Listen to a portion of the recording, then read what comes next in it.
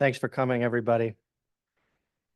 So the key takeaways really that I want to get across, I think we collectively want to get across, is that root cause mapping is important. It's important for internal use. It's important for disclosure. It's important for vulnerability management. One of the other things that we've seen in a lot of the analysis that we've done over the years manually, as well as technically now with AI-driven capabilities, is that the data input really matters, right? And I think that's obvious in some sense, but it becomes more real as you start to work with these things. The other thing that we recognize, and I know I talked about at this last year, actually, not on this stage, I think it was in another room, is the challenge of root cause mapping, right? It's hard.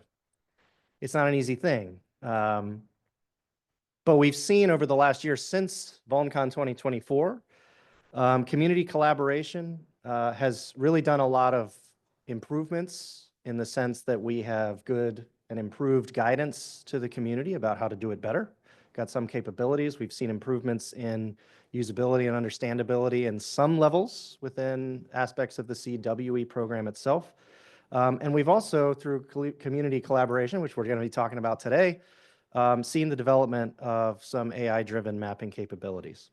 And lastly, most importantly, LLMs, especially those that are grounded and trained, which we'll talk about, are good enough and cheap enough to be used for root cause mapping and CVE enrichment in an interactive or bulk supervised manner with a sufficiently experienced SME. So just as a background, and this is a little bit of stuff that maybe just a level set, but a lot may already have heard before. Root cause mapping in our context of our talk is really the identifying of the underlying cause of a vulnerability. And the way that we're talking about that today is by correlating a CVE record or a vulnerability, an individual vulnerability, unique with its accompanying root causes in the form of a CWE identifier or CWE identifiers. And really what we think is that the intersection of these programs can really result in meaningful improvements across product security, both within the community and within individual organizations. So what is value about root cause mapping? It enables trend analysis and greater visibility into the patterns of vulnerabilities over time. It can illuminate where investments, policy, and practices can address weaknesses responsible for product vulnerabilities so that they can be eliminated or avoided so they aren't manifest in the first place. So it provides further insight to potential exploitability as well when we know certain kinds of weaknesses are targeted by certain adversaries and those with certain capabilities. And it provides significantly a valuable feedback loop into an SDLC or into an architecture design planning timeline, where we know that things get much more expensive when we remediate things later. We know mistakes occur when we react to a vulnerability and we understand what caused it in the first place. Let's sort of incorporate that into our process earlier on so we don't repeat those kinds of things. And that's really enabled by doing effective root cause mapping and disclosure. And the other thing about this is, for the most part, with the exception of the last one, the first three bullets are really true for an individual organization and their own purposes, but also true for the broader community. So we can draw some trend analyses across the community and really move the needle here. But it's a challenge. Root cause mapping is a multifaceted problem. It's a different way of thinking.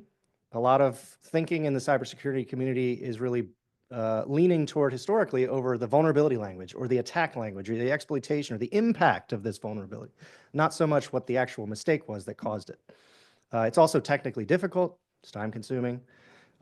And just to acknowledge historically, from a consumer perspective, it was never really a primary demand outcome, which is now changing. But it's important to acknowledge that when we talked about a record before, it was saying, okay, how severe is this? Is it relevant to me? What do I do about it? Not, well, what was the cause? The other thing is just to acknowledge, and by no means hand wave, is the idea that the CWE repository is a vast body of knowledge that is technically detailed and densely presented and difficult to consume.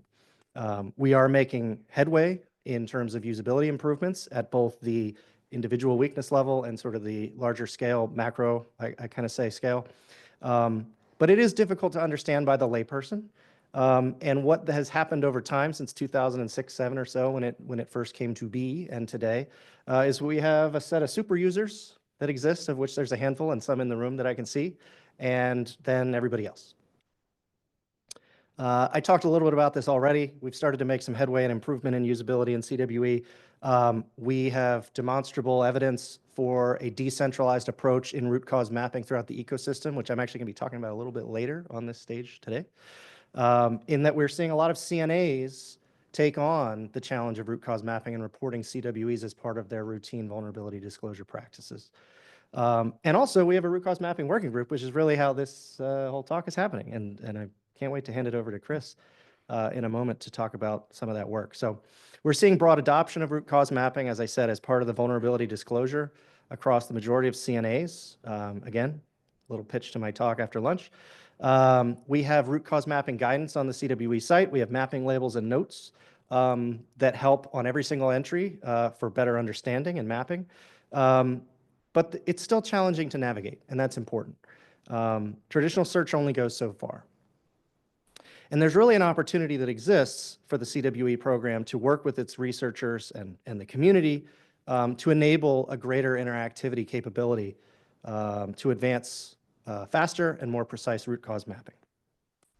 And so what we've been thinking about, in addition to things like guidance and education and engagement and working group discussions, is an idea of the advancements in AI-driven capabilities, enabling the consumption and interactivity with the CWE corpus in a way that is far more valuable than traditional search.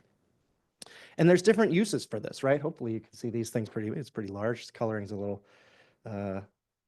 tough sometimes, but we've got P-certs, we've got developers, academic researchers, bug bounty hunters, product managers. Sometimes people are creating a CVE record. Sometimes people are just trying to better understand and do analysis. Really, the key point there is down there in the blue.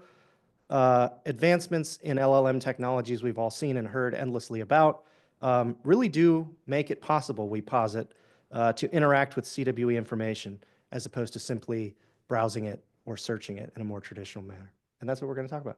So I'm going to hand it over to my friend, Chris Madden. Over to you, sir.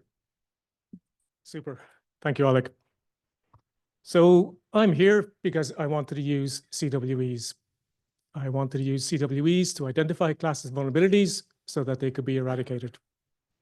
And so when I started doing that, I noticed there were some quality issues. I thought, I should do something about that. And I was learning and playing with LLMs at the same time. And that started by creating some GitHub issues against the CISA vulnerable, correcting some of the CWEs that they had assigned.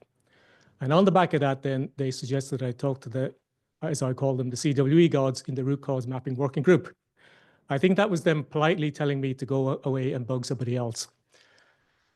So I joined the root cause mapping working group, and we've been working together on, well, what are the requirements for such an LLM tool and what should it do, etc. And that's what we're going to talk through here today. So let's start by LLM versus grounded LLM.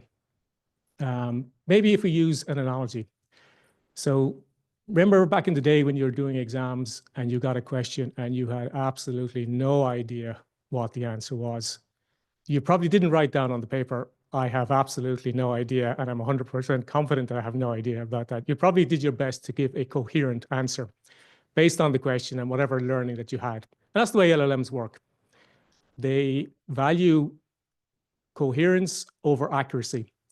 But using that analogy, think of the time when you were doing an open book exam. And so you had all the books on your table, and the challenge was to retrieve the relevant pages to get the information to answer the question. So you could be both coherent and accurate. And that's really what grounding is about. If you provide the LLM with the information it needs to answer the question, it'll give back accurate answers, okay? So let's look at the capabilities then in vulnerability root cause mapping. So it starts not with the CWE, it starts with the CVE info first. This is a key point. As Alex said, it's all about complete, accurate, and timely information. If you don't have that, then LLMs or people or anything else isn't going to solve your problem. It's a garbage in, garbage out problem. So we want to get good data as soon as possible, preferably at the point of entry. It really is that simple. So we're going to step through some of the cases, like creating descriptions, extracting key phrases, etc., right the way through. And this is about enriching the CVE info, so then we can do better CWE assignment, okay? I will talk a lot about LLMs, but as a hardcore techie, my frame of reference is that it's people over process over technology, okay? I'm going to talk about the technology, but all that needs to exist in existing workflow as used by people.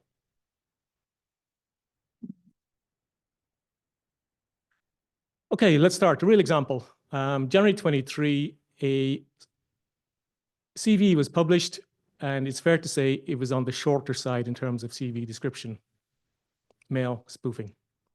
So I thought to myself, interesting proof of concept. Could I take that CVE and the advisory link in it, give it to an LLM and say, hey, given the link and the template from CVE, create a good CV description. And removing the vendor name, this is what it produced. Several days later, the CV was published. And you can see there's not a lot of difference between the two. One was LLM generated, the other one's generated by a person, presumably. Not a lot of difference. So LLMs are pretty good at creating CV descriptions, giving the reference material. And as part of that, they can take the toil out of it. You know, if you have the description, it all comes down to having the information. If you have that, then LLMs can do a good job of creating descriptions. Another example, we could extract the key phrases from a CV description. Maybe I want to know what the impact of a CVE is, and I don't want to be reading through one or many CVEs, and I'd like to know what the impact is. Moreover, maybe I want to map that impact to one of the 8 MITRE impacts so that I have a sort of taxonomy or classification of impact. But also, especially if I'm doing root cause mapping, I really want to know what the root cause and the weakness is. That's really helpful if I want to assign a CWE. And a lot of solutions take the whole description and try to map to a CWE that way. Having the root cause and the weakness make the mapping a whole lot easier and better. Taking that info, if we looked at all CVEs published to end of 2024, it's about 260K. We could look at how that breaks down in terms of if we use the count of those key phrases as a measure of quality, we can see what that looks like. We can also see that product is the top key phrase used and root cause and weakness is the least used. And looking at further data, what it shows is that typically, if you have root cause, you don't have weakness. You get one or the other, but rarely or not often both.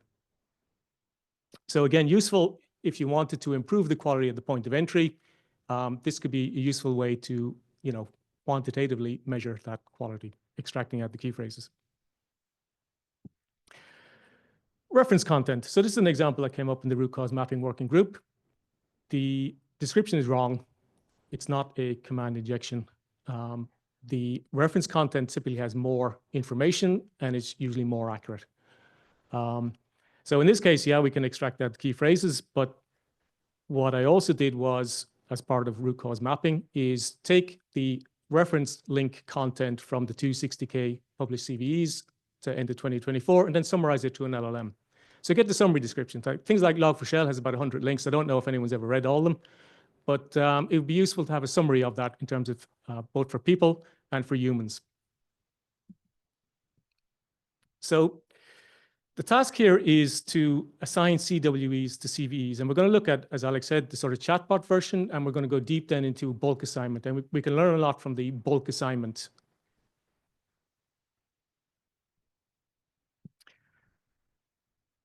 As a proof of concept, one of my first engagements with the root cause mapping group was to show a grounded chatbot. And an example of that is if you ask the chatbot, what is a dog? It says, I don't know, the information is not there. So it only answers based on what it knows. And that what it knows is the CWE corpus. So you can build for yourself a CWE expert for free in less than 1 minute from your browser by following the instructions here. It works quite effective. There is a presentation later on the week on CWE chatbots, so I won't steal their thunder. But if you do want to have your own expert, you can, as I said, build it quickly and for free. And you can do all sorts of things like that. You can ask it, hey, what's the best CWE for this vulnerability description? Tell me about the CWEs related to buffer overflow, or whatever you want. The types of questions that you would ask an expert. Okay, so we've walked through the capabilities where LLMs can help. And I want to emphasize again, it's really about enriching the CVE info at the point of entry. If we don't have that, then LLMs or anything else aren't going to be very useful for CWE mapping.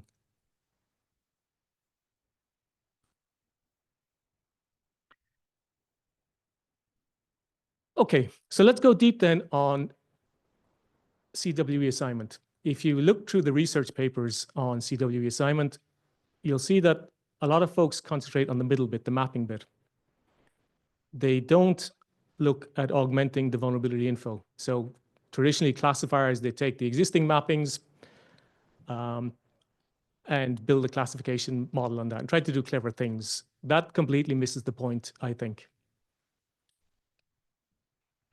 As a wise man once said, you can't use bad mappings to learn how to do good mappings. So instead, what we do is we look at the existing vulnerability info and CWE info and try and use as much of that as we can, and then do clever things as well on the mapping. So what we do is we do the enrichment of the CVE info, whether it's the key phrases, the root cause and the weakness, whether it's the summary of the reference content, and also consensus CWE. So about 15% of CVEs are similar in description, as in their groups, and the associated CWE, there's generally consensus with that. So that's some other useful info. So we can take all that info, and similarly on the output, we don't want a model that spits out an answer like 42. That's not very useful, because you want to know, well, how did you arrive at 42? What's the rationale, and how confident are you in 42? That's especially important in the context of grounding and hallucinations. So you want a model that spits out a short list of candidates with confidence and with the rationale behind them. So as a human, we can then review that list and then accept or refine the list. Okay, that's what we're looking for. That's what we read as the requirement.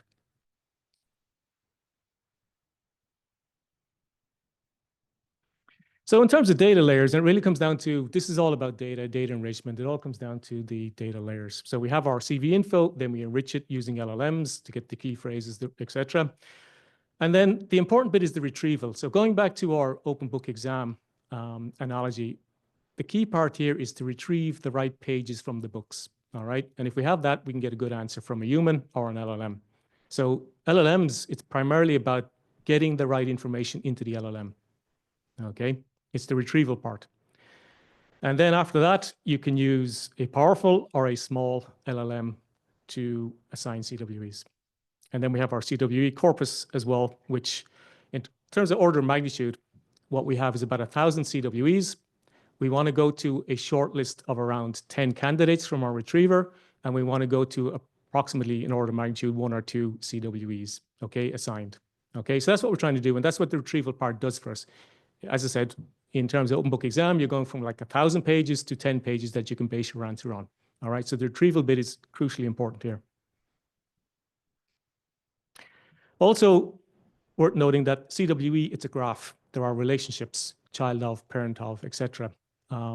If we find a relevant CWE, we should look around at the children and the parents and figure out if they're related. Okay, so we can use the graph as well. So we're going to use graph properties as well as part of our retrieval. So ultimately, we end up with 3 types of retriever. We have sparse, and you can think keyword search, okay, in simple terms, things like BM25. But then there's also semantic search. So things like memory corruption and buffer overflow, semantically very similar, lexically quite different. So that's what semantic search or dense retriever does for us. And then there's property graph, so using the properties of the CWE graph for retrieval. And again, emphasizing, all we're trying to do here is go from 1,000 CWE candidates down to a short list of 10 that an LLM or a person can make assignments based on. So originally, I had 3 LLMs, an analyzer, a critic, and a resolver. And the analyzer was, to do the original assignment, and then the critic and the resolver were to review and assign. And what I found was that the analyzer output was good enough that I didn't need the critic and the resolver. They didn't make much difference. So it was good to test them, but ultimately it didn't make a difference, but they did cost 3 times as much in terms of dollar and minutes. So part of LLMs is the prompt. I've shown an extract from the prompt here, the types of things that we're looking for. And this is taking the information from the CWE guidance, from the root cause mapping working group meeting notes, and giving that to an LLM. So LLMs can use this information, the same information that people use. So in addition to the corpus, we have the guidance as well that LLMs can use. Okay, so that's good. We've looked under the hood, but let's take a look at what comes out. See what that looks like. So this is the output from the retriever, i.e. before we provided the information to an LLM. So this information is useful to an LLM or a person. And in this case, we have the key phrases, we have the summarized reference content, and we get a short list ranked of relevant CWEs based on retrievers from the different retrievers, whether it's sparse, etc. In this case, you can see that it's using the alternate terms. A lot of CWEs, I think about 10%, have alternate terms. And so we can use those as well. And then we would list off, which I didn't show, effectively the page from our open book exam with all the details of that specific CWE. Okay, not shown here. That's just part of the CWE spec. So that info is useful, and I pre-LLM. We get to a short list of 10 from about 1,000.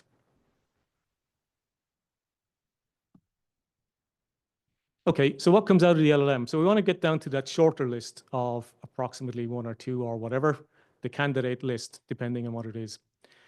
So what we get here is the table. We get our summary. We get the CWE, we get the name of the CWE, we get the confidence. We want to know how confident the LLM was. We get the abstraction level, and we want to be lower level as in base.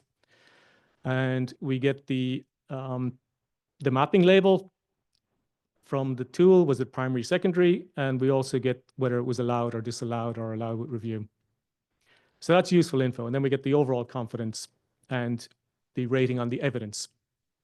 And then we get a degenerated picture as well. That's useful to visually see. And we get that sort of child of and how the different CWEs fit together. And in this example, we're not going to go through it all, but it gives the description, the LLM gives the description of the vulnerability chain, how the CWEs hang together, the summary and the rationale behind its analysis.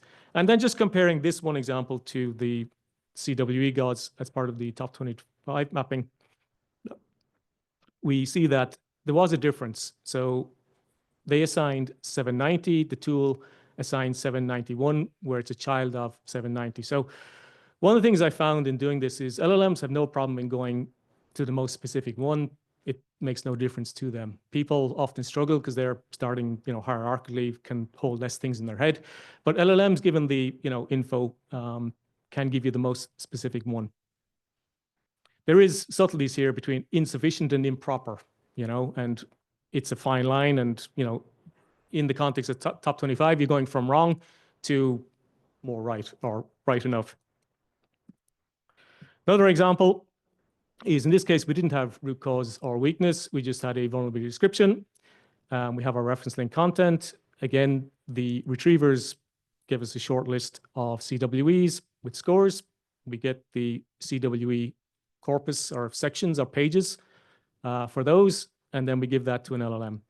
And the LLM in this case assigned 942, top 25 assigned 923, and which is right or wrong, I don't know, but, or it's a case of more right than, is more right, wrong, or whatever. There's a difference between the assignments between what the LLM did and the top 25, but CISA in this case assigned the same as the model 942. And again, these are, the spec is very detailed. And so we'll talk later about how you compare. And you don't really want to compare in the exact mapping. You want to compare, is it near the mapping in terms of the graph?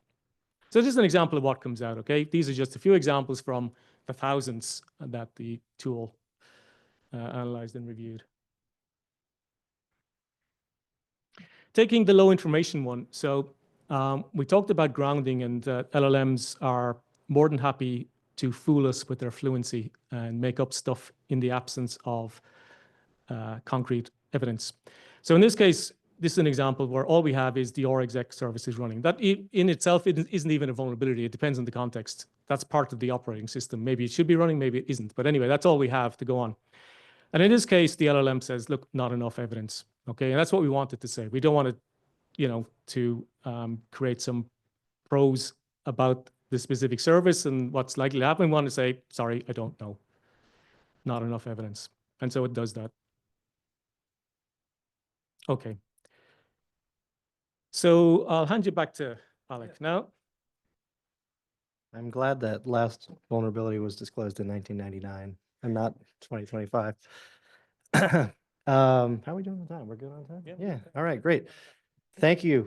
So just to give a little bit of color when we talk, actually, you did mention 2023 top 25 mappings. And so what I wanted to talk about here, just to give an evidence to what we're going to talk about in terms of how people do and manual processes work versus AI and LLMs, between 2019 and 2023, note this is not the most recent top 25. The CWE team would spend considerable time evaluating the data set that it would use for the top 25 list that it publishes annually. And they would do this in an effort that was Herculean, really, and incomplete, to be fair. The full data set of the top 25 in 2023 was not on this slide. I think it was like 30,000, something like that, CVE records. These cannot all be manually reviewed. The CWE mappings may come from a vendor that's disclosing. They may come from a third party that's adding the information, like the MVD. It may come from anywhere else, how it happened in the old days, right? And one of the things was we have a keyword scraper that goes through all this data set and identifies where there's potential problems. For example, where there's a mapping to an extremely broad CWE, like improper input validation or improper authorization. That's not very actionable. It's not very useful. It's not very useful for any real purpose to correct. The other thing that we saw is we would try to pair the descriptions with CWEs that were assigned and say, well, there's language in here that throws us a flag. So basically what we would do is we would take that 30,000 and we'd get down to about 7,500. And our team would go through about 7,500 CVE records and their CWE mappings in an effort to try and address problems, right? Some were mapped to insufficient info when there actually was enough info, or some were mapped to very high-level weaknesses that could be much more specific weaknesses. Sometimes they were mapped to a wrong, incorrect weakness and otherwise. And really, this resulted in thousands of remappings each iteration, and it contributed to a better trend analysis of the ecosystem in the top 25. Say what you will about the methodology, but in terms of what it is measuring and how the ranked list is calculated, this helps improve the data. The limitations on this, of course, are that it is extremely resource intensive. It takes a lot of time, it takes a lot of staff, it takes a lot of understanding of how to do root cause analysis. The other thing is third-party analysts looking at CVE records are inherently less informed than those that know the product, that know the vulnerability really well. So it's in a certain way limited by uncertainty as well, based on the information that's available. And it's incomplete. I just told you we had a data set of 30,000. We looked at 7,500. We corrected a lot of that percent. I forget, somewhere between, depending what was the problem we were looking into, in the high 80s, 90s percentage of correction, but again, just in that subset. So the larger problem in the whole data set did not get resolved. But it did generate us some good mappings to use for experimentation to see what a correct mapping for a vulnerability was, and we can use that understanding to teach an LLM, right, to do better mappings. So I think that's what we're going to talk about now in terms of looking at how it does. Back to, oh, sorry, say that. Go ahead, Chris. Yeah, what we're going to cover now is blah, blah, blah. Does it work and how much does it cost? All right, punchline. Okay. So to give you the stats on cost, and I've done lots of different analysis on, CVEs, as in the 260K published to end of 2024. And it's quite cheap, depending on the analysis that you're doing. And I've done lots of different analysis. But in this case, taking the approximately 7K CVEs, cost about $15, all right, for those reports that you saw. And it was about $2 for embeddings, where embeddings, you convert your text to numbers so LLMs can compare. It's 27 hours unattended. That's me kicking off a job and then, going away and coming back. Not at all optimized. No need to optimize in this case, but obviously the more you run in parallel, the quicker it can be. So overall, yeah, the dollar cost is very low. The quality is quite good. We'll talk about that in a moment. And I've listed off sort of the dollar costs, for the other things, whether it's key phrase extraction. The reference content summarization is bigger. I used at a time, the LLM was experimental, so it was free to use. So I did that for that. The content there is big, is in potentially gigabytes. So it ended up being free because it was, but that's where the big content is. Everything else relatively cheap and fast, all right, and very easy to use. So we looked earlier at the data layers, as in the raw CVE info, the enriched CVE info, the retrievers, and then the LLMs. So we can and should analyze the retriever performance independent of the LLM. The info out of the retrievers is useful on its own, but also it's the basis on which the human or the LLM is going to act. So what we're aiming for with the retriever is going from 1,000 CWEs to a short list of 10. So we're focusing on the recall. And so that's reflected in the precision where it's 0.1, 1 in 10. But if we look at, what the stats are for the different retrievers, we see that the sparse retriever retrieved whatever it was, about 9%, 97% of the relevant CWEs as compared to the top 25 dataset. Bearing in mind, the top 25 dataset was never designed to be a benchmark, but that's the best we have to compare with.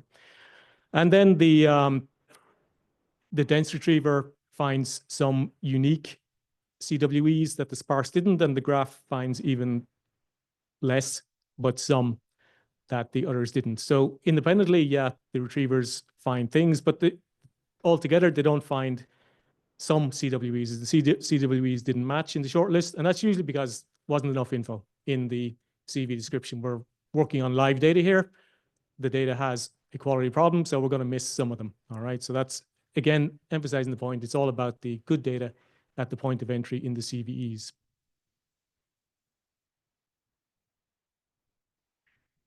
So the up-level view of that was, yeah, some of the problems, if we look at, of the 50% of false negatives, they were basically for CWE 20, which was assigned, which is a discouraged class. So the LLM would have tried to avoid assigning that one. And the other part is access control issues. What I found, interestingly, is through both the false positives and negatives were around access control. That's a concept that's difficult for people. It was a topic of discussion in one of the root cause mapping working groups. But also, if you look at the CWEs, it gets into fine detail, and they can be confusing as to what's the difference between, incorrect authorization versus improper authorization. And unless you're an expert, you may not know that. And similarly, the LLM may not know either. There are things we can do there, but that's from, what came out. A lot of the issues were, yeah, the unhelpful CV links, or the links couldn't be crawlable. People are better at crawling links. You can crawl anything, or as in search a web page. Tools aren't, because they're either blocked or the website is designed not to allow tools to access them. So in a lot of cases, it was because we didn't have the reference content. And the reference content is important, usually more important than the actual description.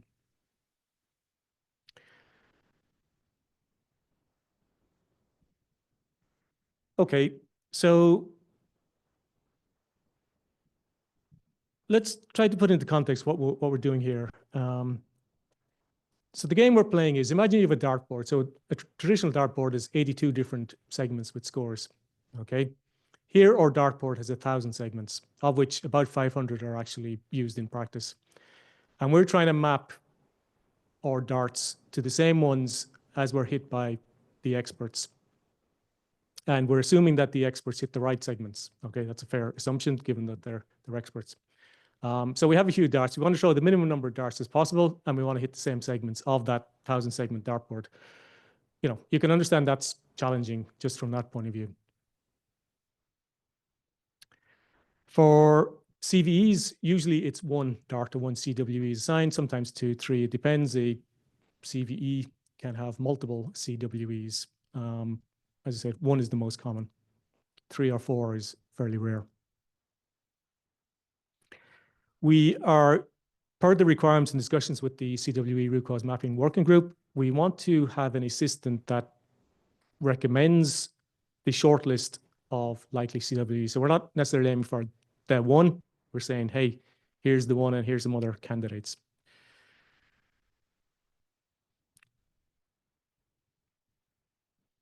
So now we're going to look at some, let's call it data science metrics, and more specific metrics. What we see from this point of view is I talked about the CWE being a graph, and we don't have a benchmark data set, and we don't have a standard way to measure or compare how a tool did versus the experts. So it's common in other data sets is to look at how close on the graph did you get. So if you didn't get an exact match, maybe you were, let's say, parent or child match or grandchild, cousin, whatever. So you weren't exact, but you were close enough. So we measure distance, graph distance. Was it 0 exact, or was it 1, 2? And that's what we're looking at here. So just in terms of numbers, it's 81% in terms of has exact matches. And then if you add in the other approximately 10%, you get up to 90% if you cover the, distance of 1 or 2 on the graph. And then, yeah, there's about 10% not found, as I said, if you don't have the reference content that would have been available to the experts, but not to the LLM at the time, you're going to miss. And so some of the takeaways, I won't go through them all. But when the data sets do disagree, they tend to classify vulnerability in similar parts of the CWE hierarchy is the key point. So, even if it's not an exact match, you're within the area you want to be. Again, useful for a human, because you can then look at that area and decide, based on what info you have that may not be in the CVE, look around there. So looking at it by abstraction, CWEs have different abstractions, as I'm sure you know. Reminder on the plot on the bottom left. What we want to see here is the big numbers on the diagonal, all right, that the top 25 data set and the LLM agree. And that's what we see. As it turns out, interestingly, with the compound one, we get very good matching, even though that's the lowest one. But in general, we get the abstraction levels match, okay, another data point. So we can look at, did the CWEs match exactly or close? We can also look at the abstractions, and they match very well too. Especially at the base and the class levels, and they're the ones that we're interested in practice, okay? Those are the ones that we expect to assign. More detailed results. So we don't show accuracy. If I was a vendor, I'd be standing up here telling you the accuracy of this tool is 99.99%, and it's amazing. And you think, wow, brilliant. But that would be an abuse of data science. The accuracy is because there's 1,000, potential areas, and we're only throwing 3 darts. So we're rewarded for not throwing the other 990 whatever darts. Anyway, so we're not going to do that. So we look at balanced accuracy, all right? And it comes out at whatever it is, 90%. And I took 2 metrics. I took the raw CWEs, and there was about 411 unique ones in the data set. And then I also rolled them up to the 1003 view, which is the subset of 130 CWEs commonly used by NVD for mapping. And it's a way to easily find the sets where the CWEs were, a short distance away, a convenient way to do that. But either way, the numbers come out 90% in terms of balanced accuracy. We're aiming for recall in this case. As I said, we want to get the short list of 1, 2, 3, 4, not necessarily the 1. So the precision is relatively low because of that. We're not aiming for the exact 1. We want to get that short list. So blah, blah, blah, the stats are pretty good, all right? Even though we don't have a benchmark data set, we don't have a standard way to measure this thing, but, using the data we have, the stats come out pretty good. All right, the pretty picture view of all that. The pros, fast and cheap. The LLMs can benefit, whether it's experts or non-experts. They can automate the CVE enrichment, which, as I said, I keep saying it, that's the most important piece. You know, garbage in, garbage out. We want correct, accurate, and timely information. Thereafter, the whole LLM bit is secondary, and will work much better. And then obviously, if we have that, we can automate the CWE assignment. It works really well if we have the data, and sometimes it works a lot better than people because they can go as specific. They don't care, you know, that's not a limitation for LLMs to get to the exact specific CWE. So some of the cons, less wisdom, and I use the word deliberately, wisdom versus knowledge. You can give them all the, you know, information you want, but in terms of making decisions on, you know, whether it was access control improper versus insufficient or whatever, authorization, they may not have the wisdom to make those decisions in the absence of evidence. And that's where wisdom, you know, becomes important. And also poor web searching. Yeah, you can build a tool, as in I did, to crawl the web, but some websites have useful info. They're linked in the CVE, but they're designed not to be accessible by machines, okay? So that problem can be solved by, well, both problems can be solved by getting good data at the point of entry and summarizing the reference content and storing it somewhere. As I said, 20% of the CVE link content is dead due to link rot. But overall, it is practical to analyze the entire CVE dataset. I've done it multiple times with different analysis, whether it's key phrase extraction, you know, reference content summarization, whatever. Definitely feasible. Okay, so given all of that, what's the vision for the future of root cause analysis in cybersecurity? My background isn't all this stuff. My background is product security, and the security industry has learned that there's no point in telling people, you know, do these 20 steps to be secure and compliant. That doesn't work. What works is give them the easy button. Make it easy for them to do the right thing, and they'll do the right thing. So what we really want to get to is make it easy to do the right thing. All right, simple as that. So how do we do that? Well, if we make it easy for people to submit the complete, accurate, and timely info, in other words, here's the reference content, here's my patch advisory, my code patch, whatever, here's all this stuff, and I want to generate a CV description, reference content, I could give that to an LLM, and it could go and generate the content according to my template. So we get the best of both worlds, the easy button, and we get that complete, accurate, and timely info. And that's the most important point in all this. The rest is all secondary to this. So it would be good to have a central CV repository for the extracted key phrases. As I said, I've extracted the key phrase in the reference content for 260K CVEs published to the end of 2024, but it'd be nice to have a standard maintained, you know, repository for that info, whether as an ADP or whatever, some format that it's accessible. Alec and the folks were working on a interactive chatbot. I showed a, you know, prototype, but we're working on, again, making the content more accessible to users in the form of a chatbot. And then there's this CWE solution. It is feasible to look at all published CWEs to date and CVEs, and then assign the content. And then to come up with a benchmark data set. The problem here is that we don't have a benchmark data set. A lot of academics do research, and I'll talk to that in a moment. So on the point of user info submission, so Vulnergram is one of several common tools. One way to integrate with that, with no changes to Vulnergram, is to use the JSON that is imported into Vulnergram, and our tools can create that content. So given the reference content, an LLM can take that, create the description according to the template, extract out the key phrases for root cause and weakness, etc. It can summarize the reference content.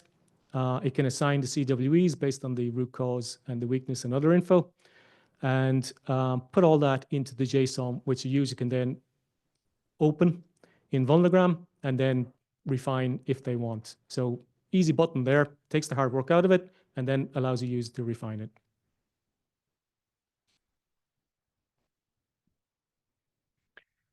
Okay, this is an idea that came up. I was talking with Ronan, met him via the EPSS SIG, who was a PhD student, and we were talking about different, I guess, academics and industry folks like myself like to play with this stuff just for kicks, for curiosity.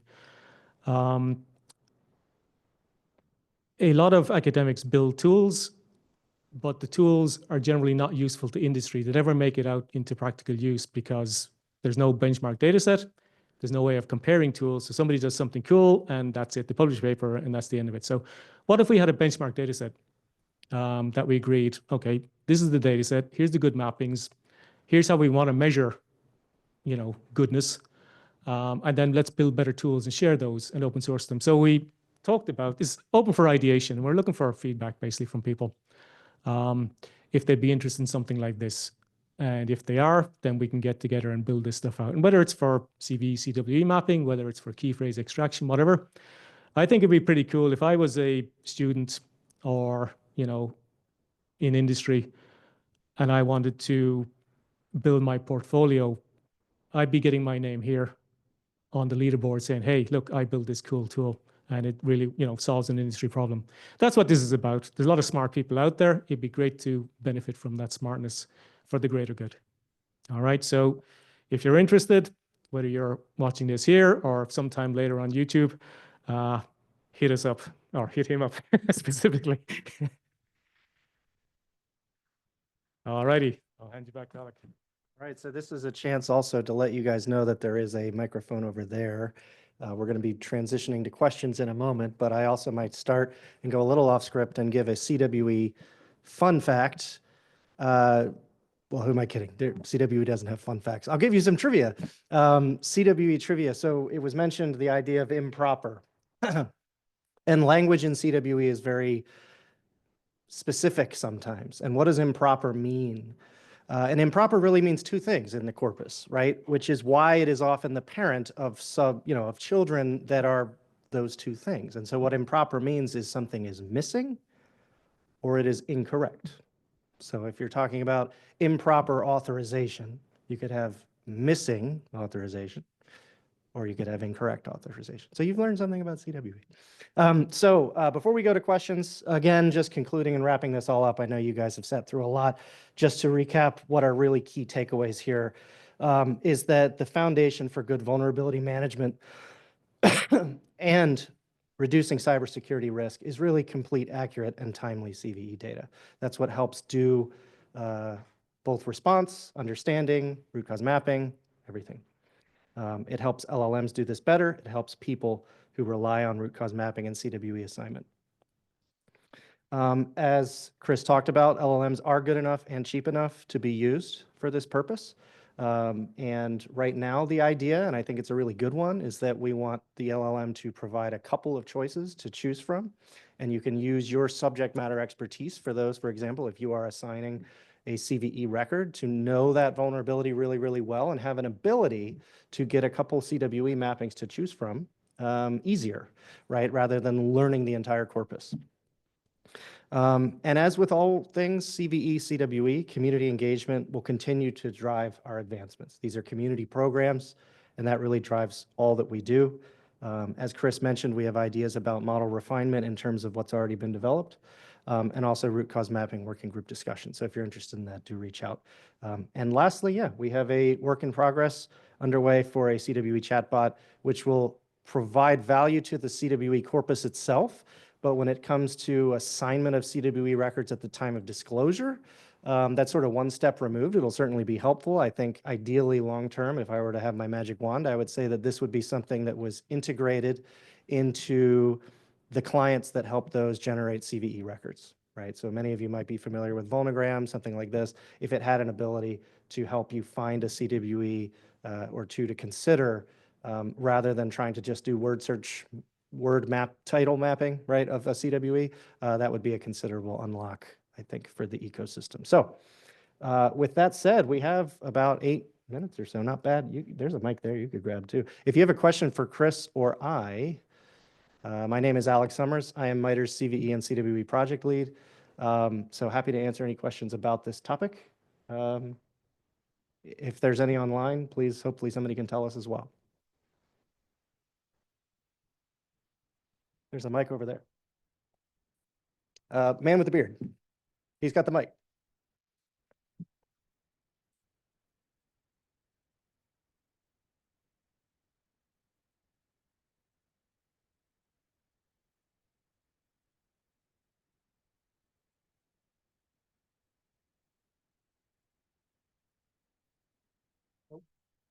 Not much for that.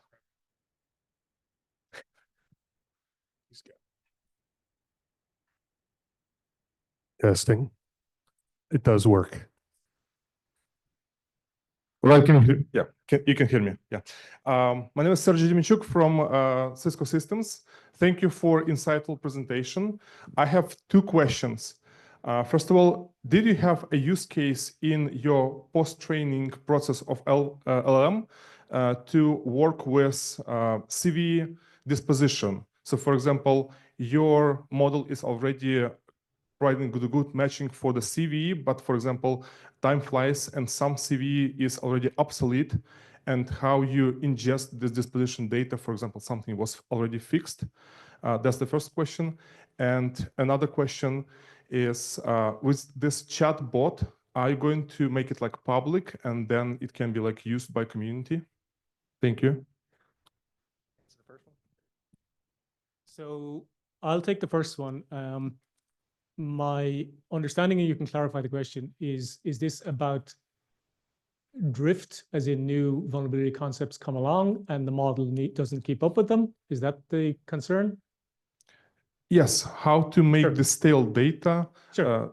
out of the model and possibly reduce the hallucination of the LLM. Sure. So the model is not fine-tuned or trained.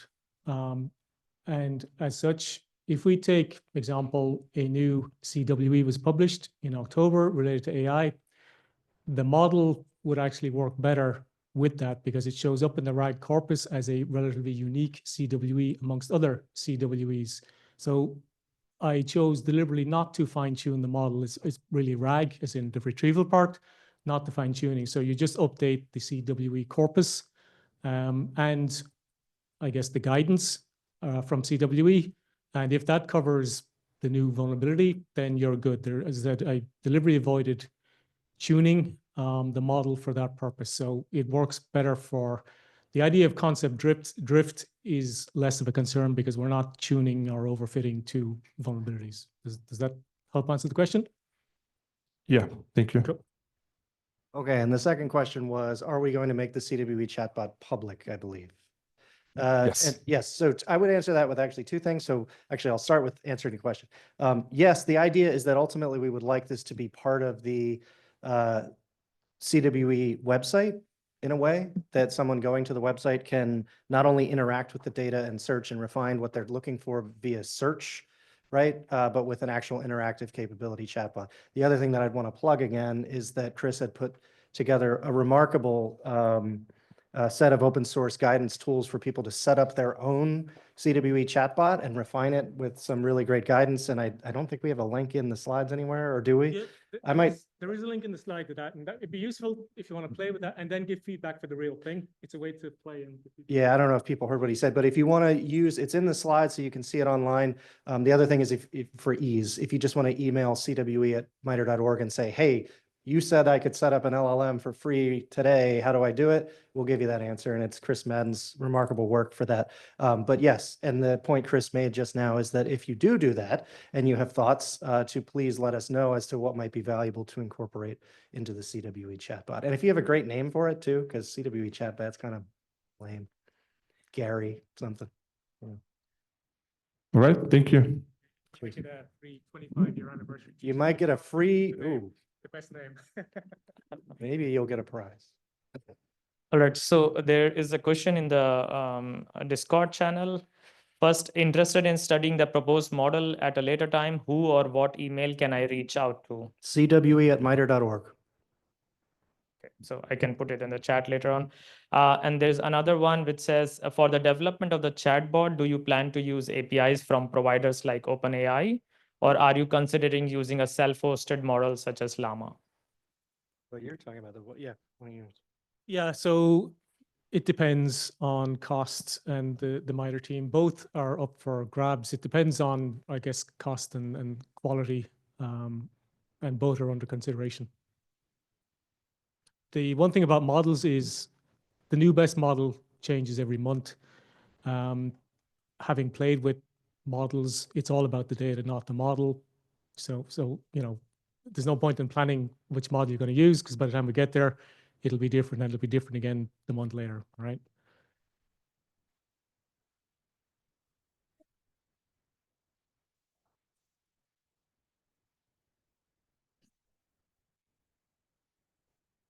Sorry. I wanted to know if I could get more general information or update my knowledge about this particular slide as far as learning what that benchmark data set is, what you've got benefits of participation, and I want to know participation in what specifically. Yeah, that's different. Yeah. Yeah, so because we're at ideation, it really depends on kind of what people want. What we would like is lots of the community to participate with the experts to come up with what is a good benchmark data set. How do we measure? How do you contribute? What would such a thing look like? What do you want? And allow the community to better participate in a standard way. So it's because it's ideation, we deliberately didn't specify exactly what we want. We don't know. It depends on what people. So basically contact us and say, hey, I would really like to see whatever. And then it, you know, if there's enough people say we want that, then we can do that. It's really, as I said, this stemmed from a conversation where we want a better way to involve the community with standard stuff. All right. And so we're wide open to that. So we are out of time, and I think we're holding you up on lunch. So that's Chris. I'm Alec. If you have further questions, please walk up to us. It's fine with me. Thank you so much for staying and for your thoughtful questions and your attention.